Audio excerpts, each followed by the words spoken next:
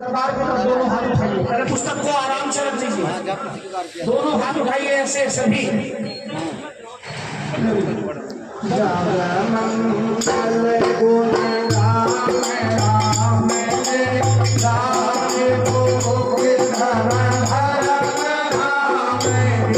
अंगूठा नमः है, अंगूठा भी डालिए जैसे राम